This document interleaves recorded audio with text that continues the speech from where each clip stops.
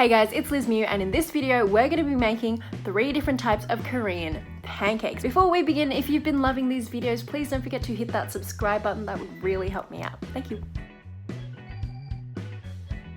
Today we're making kimchi pancakes, also called kimchi pancakes or kimchijeon. Jeon means pancakes, kimchi means kimchi. We're also making buchjeon, which is a garlic chive pancake, as well as pajeon, which is a spring onion pancake or a green onion pancake, depending on where you hail from in the world. So let's get into it with the kimchi pancakes, and these are my favorite. You'll need some kimchi.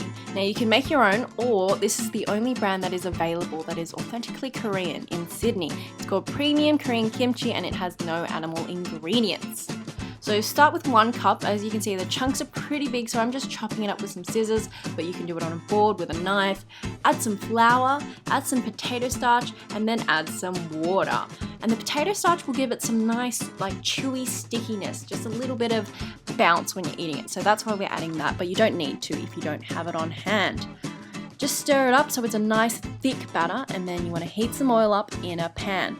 Now, you want to be using enough oil to fry these pancakes. This is a street food, it's not supposed to be healthy, but I would definitely recommend 1 to 2 tablespoons of oil. This might be a little bit too much oil, but I'm cool with that. And you just want to cook it so it's crispy on both sides. Wait for the flip back. This is the best moment. Ooh, mama, that is a fine looking pancake. Ta-da! See how it's nice and crispy? I like mine kind of thick as well, so I cooked it kind of thick, but you can spread it out a little bit more as I'm doing with this second pancake. I didn't actually add any more oil into this second round, but yeah, I just spread it out so it's nice and same size as the other pancake. And I'm using a small pan because I thought it would be easy to flip. So yeah, use a small pan. If you like, you could use a big pan if you're feeling game. Okay, here we go. And boom. And that's pretty good, but it's always not as good as the flip back. Wait for it, cook it for a few minutes, and zam! Wow, that's an Owen Wilson wow. Wow, look at those Korean pancakes. Wow, delicious.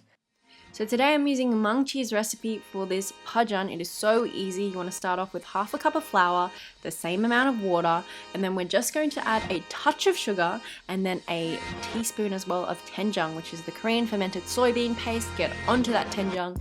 Now this is kind of a lumpy batter because of the doenjang. This is just the texture that I'm showing you now. And then you also want your spring onions, and halve them if they're really thick, and you want to cut them at kind of the same length.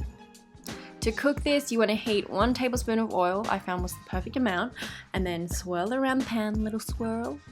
Add all the spring onions when the oil is hot. That is very important that the oil is hot. And then all you want to do is spread the spring onions out so it's in a nice rectangular shape, and then you just want to pour the batter over kind of as evenly as you can.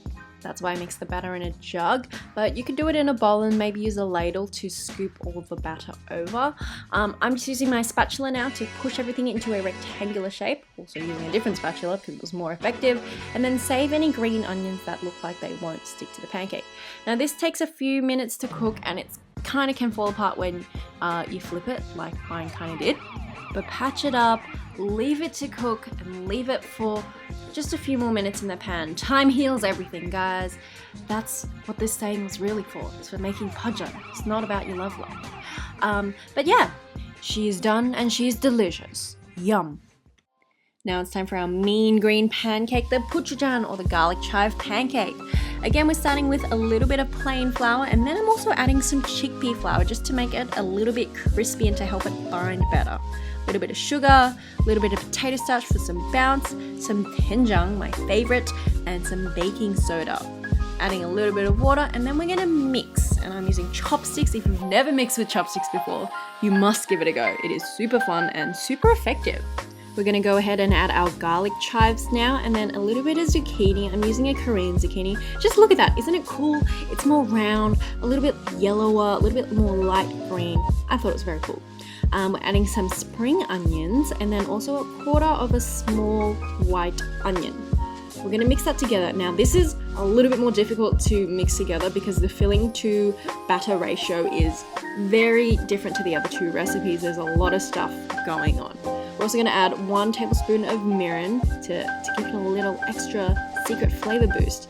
And then this is what your batter should look like.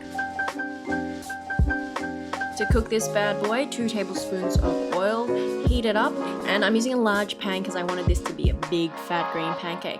Just put all of the mixture in, and then you want to pat it down really well because you really want to compact all the vegetables and batter together so that it stays as one. You need this to stick so that you can flip it. It's ready to flip when you can when you put your spatula under and the half kind of comes up all together. See how it's all like staying together. You can also shake it around a bit. If it's making this sound, you're ready to go. Be confident, stick your spatula under, and boom.com. Damn. Don't hesitate, just flip it and give it another little pat down. And if you keep flipping this back and forth, it will actually lose a lot of its structure. So don't flip it too many times because then it will start to break. Our Kimchijeon is done. Now the Korean way to serve the pancakes is to chop them up into little bite-sized pieces that you can handle with chopsticks. I'm just chopping them all up with a nice big cleaver and I'm putting them all onto a plate. Now the only way to make these crispy hot pancakes better is to make a really good dipping sauce for them to go with. So let's start with a little bit of soy sauce, some vinegar, some sesame oil for that beautiful nuttiness, some mirin, a tad bit of sugar, and I'm going to add some green onions, and I mostly chopped up the white and pale green part of the stem, a little bit of normal onion as well, and then some sesame seeds. Now you want to mix this all up, and you can actually make this sauce the day before even to let all those flavors soak into each other. This dipping sauce just makes these pancakes so yummy. So savory, so crispy, and so soft, so chewy. These Korean pancakes, they are everything. Thank you so much for watching, guys. If you enjoyed this video, please don't forget to give it a like, comment below what pancake looked the best to you. Don't forget the dipping sauce. I'll see you guys soon. Bye.